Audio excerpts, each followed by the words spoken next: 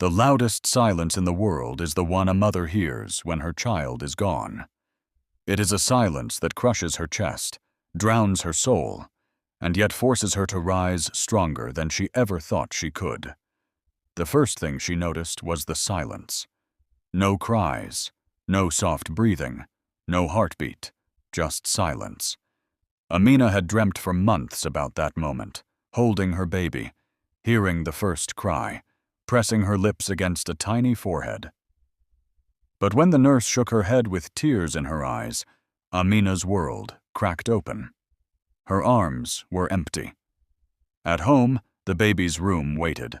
The cradle was ready, with a blue sheet tucked tightly, as if even fabric could protect a child from life's storms.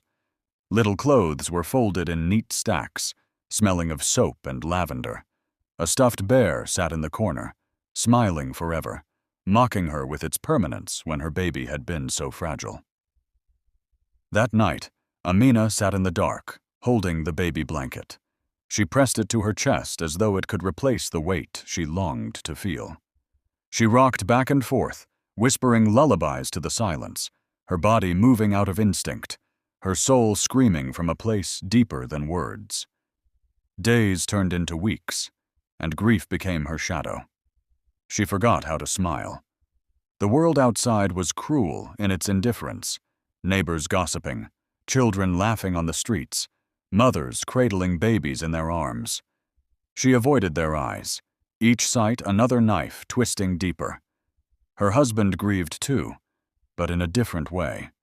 He buried himself in work, leaving early, coming home late. Sometimes she resented him for being able to escape, even for a little while. But she could not escape. Her grief lived in her skin, in her womb, in her very heartbeat. She asked herself over and over, why me? What did I do wrong? Some nights, she hated her own body. Other nights, she hated God. And yet, deep inside her brokenness, there was still love. Fierce, burning love for the child she never got to raise. That love would not let her give you, even when her pain begged her to surrender. One morning, after weeks of staying inside, she looked in the mirror. Her face was pale, her eyes swollen. She whispered to her reflection, "If I die with this pain, then everything ends here. But if I live, my child's love will live through me." It was not healing. It was a decision. From that day, step by trembling step, Amina chose to live. She went back to her books. She applied for work. She started helping women in her neighborhood who carried invisible wounds like hers. She listened to their stories, cried with them, held their hands in silence when words were not enough. Her pain became her teacher. It taught her that life is not measured in years, but in the love we carry. It taught her that strength is not the absence of pain, but the decision to rise with it. She never stopped missing her baby. She never stopped aching when she saw other children.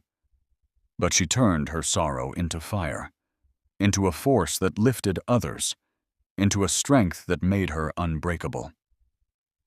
People began to see her as a survivor. But she knew the truth.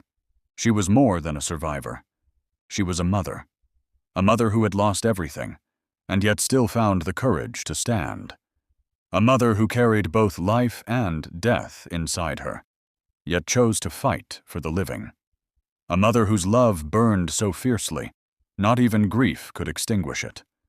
Because nothing is stronger than a mother who has learned to live with pain and turn it into power. A mother's pain may break her heart, but it can also forge her spirit into unshakable strength. From her grief grows resilience. From her wounds grows wisdom, and through her suffering, she learns that even in the darkest loss, love never dies.